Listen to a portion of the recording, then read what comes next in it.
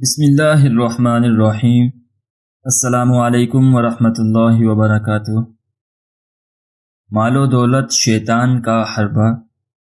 ایک دفعہ ایک آدمی نے دیکھا کہ ایک جگہ درخت ہے اور لوگ اس درخت کی پوجا کر رہے ہیں، تو اس آدمی کے دل کے اندر ایک عزم، ایک حوصلہ پیدا ہوا کہ اس درخت کو اکھاڑ دینا چاہیے، اس لیے کہ یہ درخت لوگوں کو، اللہ کے بندوں کو اللہ کی طرف آنے سے مانع بن رہا ہے اور اس کی بجائے شرک و گمراہی اور کفر میں پھنسنے کا ذریعہ بن رہا ہے۔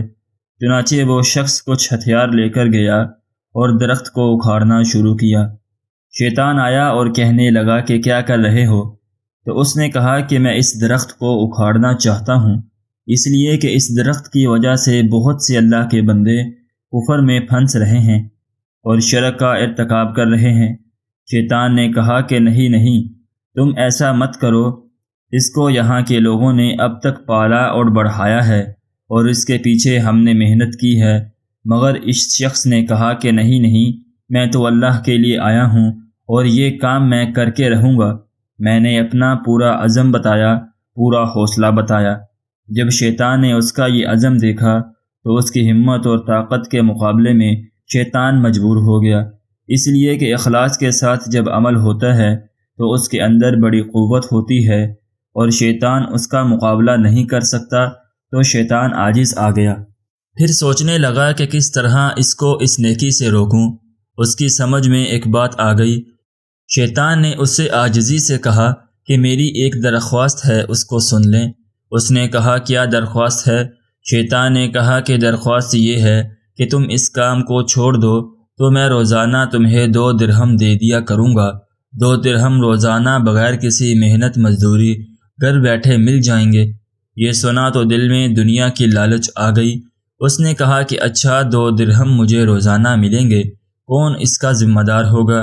شیطان نے کہا کہ میں ذمہ دار ہوں، میں تجھے پیش کروں گا، اور پیش بھی اس طرح کروں گا کہ روزانہ فجر کی نماز پڑھ کر مصلی سے اٹھیں گے تو تمہارے مصلی کے نیچے مل جائیں گے۔ اس نے کہا ٹھیک ہے، دیکھتے ہیں۔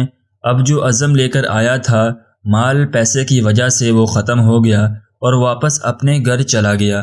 رات کو سو کر صبح اٹھا، فجر کی نماز پڑھی اور اس کے دل و دماغ میں وہی 2 درہم تھے۔ مصلی کے پاس گیا اور دیکھا تو واقعی مصلی کے پاس 2 درہم اس کو مل گئے۔ اٹھایا اور جیب میں ڈال لیا اور اس کے بعد دن بھر اپنے کام میں مصروف رہا۔ پھر دوسرا دن ہوا، اسی طرح فجر کے بعد مصلی کے پاس 2 درہم مل گئے۔ اب روزانہ یہی تماشا ہوتا ہے کہ فجر پڑھ کے وہاں جاتا ہے، 2 درہم مل جاتے ہیں۔ مہینہ 2 مہینہ تک یہ سلسلہ چلتا رہا۔ اس کے بعد شیطان نے درہم دینا بند کر دیا۔ اب جب 2 درہم نہیں ملے تو یہ شخص پھر اپنے ہتھیار وغیرہ لے کر وہاں پہنچا کہ درخت کو اکھاڑ دوں گا۔ شیطان بھی وہاں موجود تھا۔ جب اس نے وہ درخت اکھاڑنا چاہا تو شیطان نے کہا کیا کر رہے ہو؟